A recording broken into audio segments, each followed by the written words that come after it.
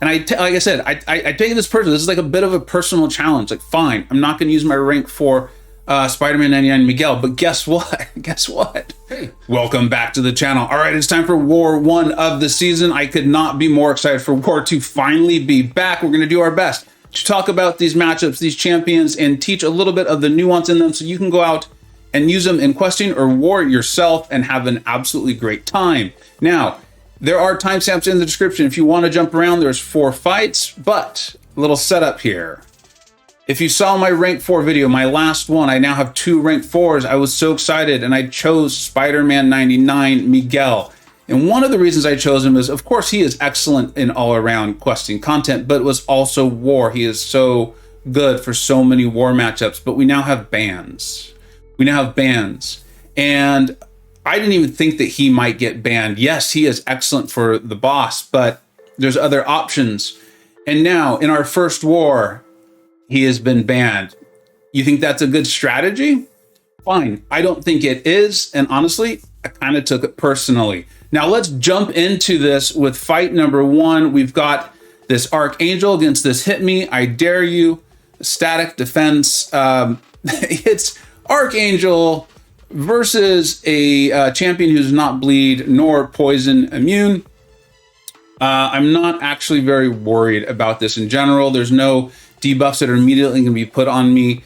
We're going to boost big. The only thing that made me nervous about this fight at all is it's the first fight of the season, and Taters and Lizer gave me a beautiful, beautiful warm-up match. Now, you do notice those 3 passive charges gaining ground. I guess if he gets to, I think it's 10 Sorcerer Supreme here, could become a bit of a problem. If you're facing this matchup, one thing to remember, see, I did get the shock on there despite having the poisons and all that, is Sorcerer Supreme does have a elevated ability accuracy. So even though my Archangel has a very high signature ability, I have a feeling that's what happened there, and that's why I still got it. Or maybe that node just can't be turned off. I really don't think that's the case, though.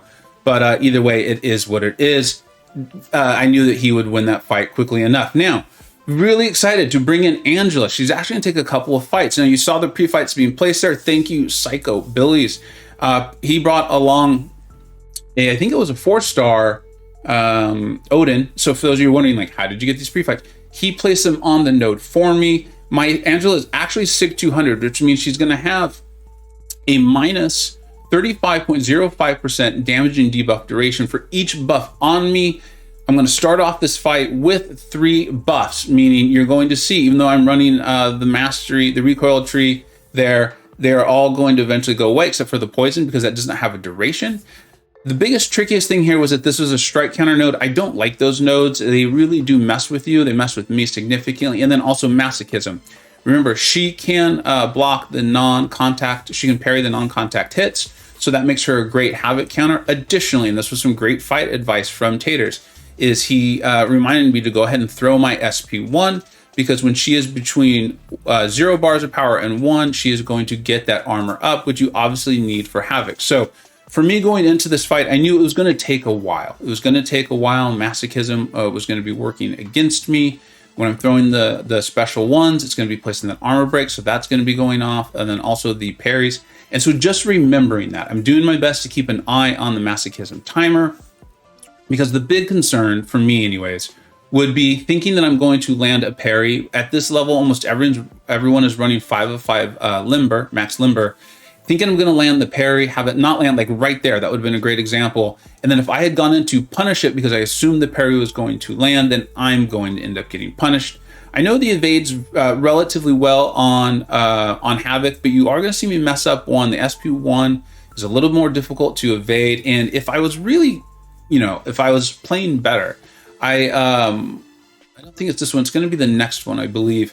I would not have ended my combo on a medium. I find that, it's like Iron Man Infinity Wars unblockable SP1. If I can end the combo right before that in a light attack, I'm able to get back quicker. See, there we go. Even then, I still shouldn't have gotten hit by it, but it is what it is. The key there being I'm winning this fight 62% to 32%.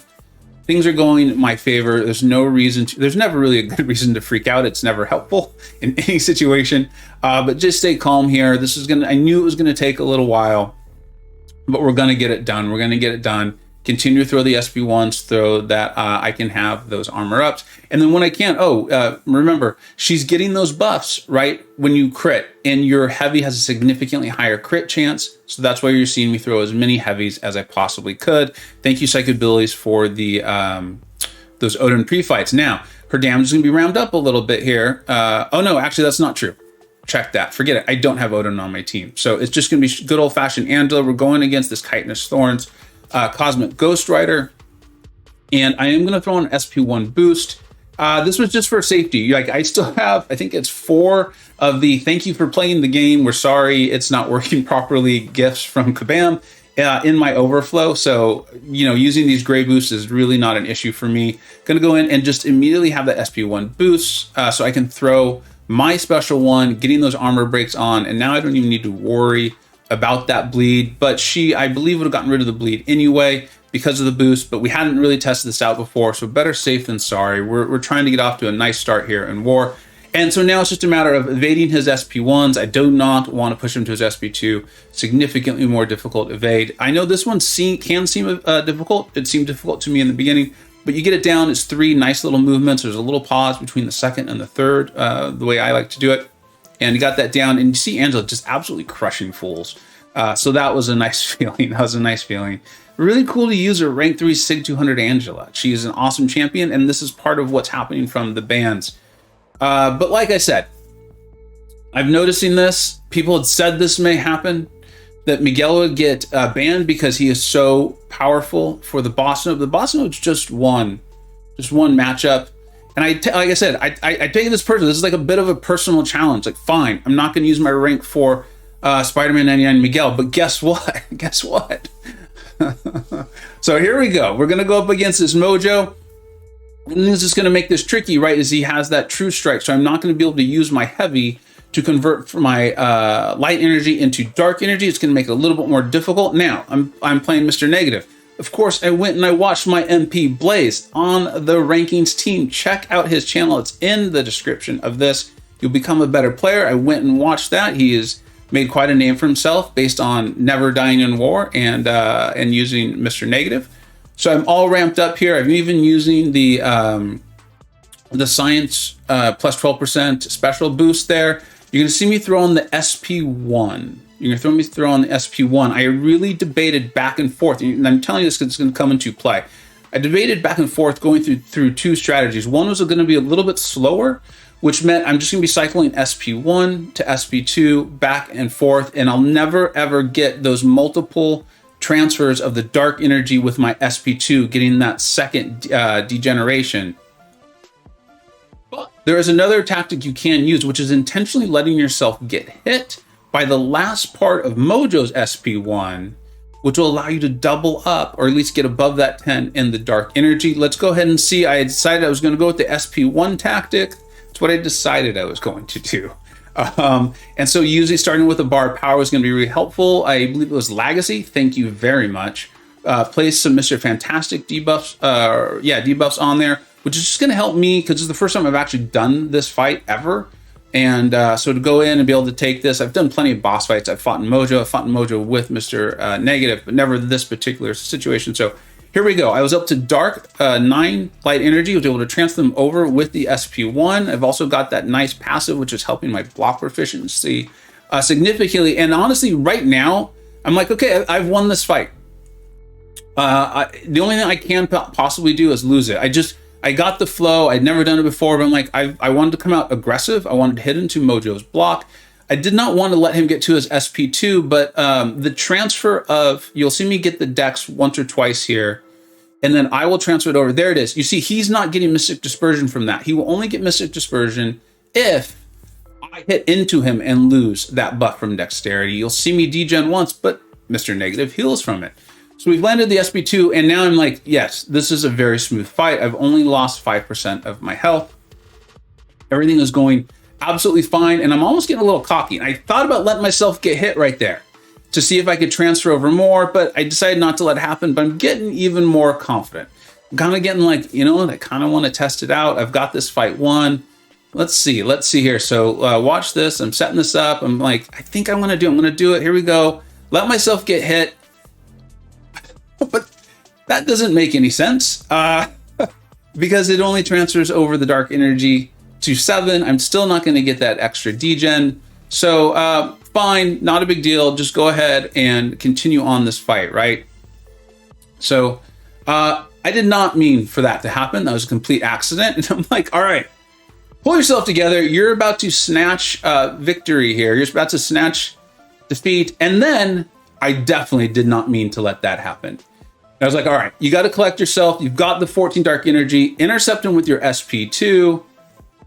Look at all those delicious, delicious degens on him now. The 2 petrifies. I misspoke earlier, obviously. And I am now back in complete control of this fight. Feeling good about it, feeling great. Really happy that my cockiness did not give us a loss after what was a sure victory. And now I'm just going to play it super safe. I'm going to make sure I get that SP1 evade. And if not, I will just block it, which I think I do. He's going to get 1 more SP1. And like I said, I knew I was going to win this fight. So all I could potentially was lose it. I'm just going to block all of those. That's fine. And I think we're going to end it off with this SP1. It's going to do plenty of damage to end it.